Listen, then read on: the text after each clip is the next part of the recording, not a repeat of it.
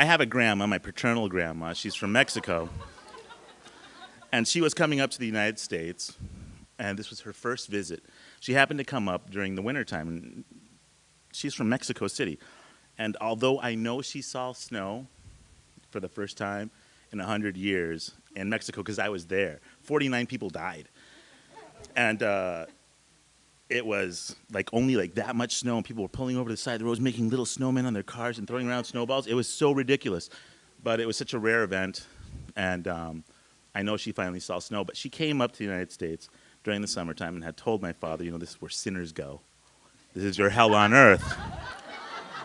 And that's why she had no intent of ever visiting again. But I was very young. I was very young, and I was with my brother. And we were feral children.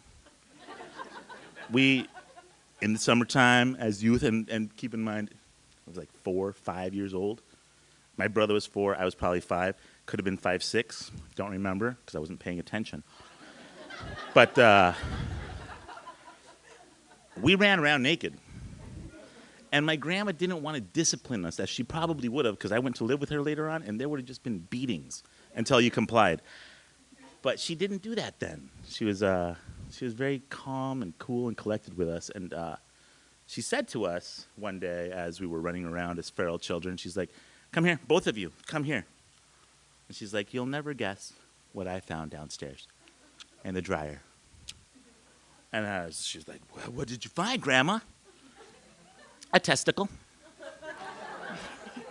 I found a testicle in the dryer. One of you lost a testicle. Raul's like, no. Runs off, and that leaves me standing there. I'm like freaked. I'm like, and literally, I didn't know this until later on, and I kind of understand maybe what happened at that point in time. But when you're scared and you're freaked out, your testicles draw in. Not both of them, maybe, but one of them definitely did in my particular scenario. I only found one nut. And I was like, it's my testicle, Grandma. Is it still there? And she's like, I don't know. You should be wearing underwear. And then your testicles won't fall off. And I was like, but what about now?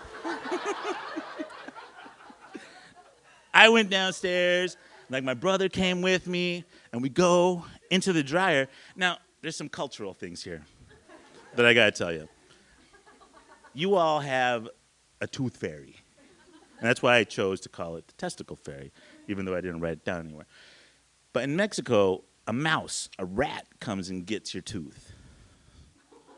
Obviously, they can sneak into your house, and they really exist. We're not lying to our kids. So for a long time, I'd been putting cheese out for this mouse, trying to capture him and take all his money. I really believed, okay? And I was losing my teeth at this time, so I had like this rotting piece of cheese in my headboard, because they had drawers, trying to catch this mouse. But it wasn't a fairy. It had nothing to do with like wings. And I ran down to the dryer, and we're looking around. We looked in the washer. We looked in the dryer.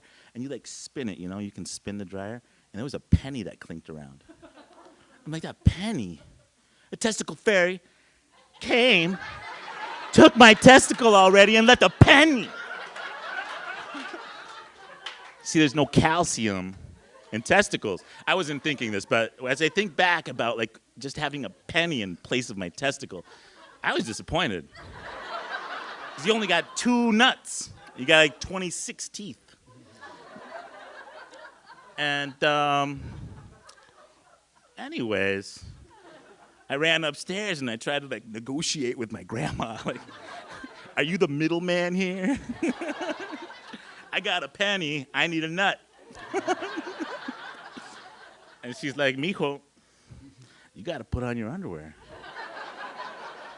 And then you're going to be okay. And that's about it. That's the testicle fairy.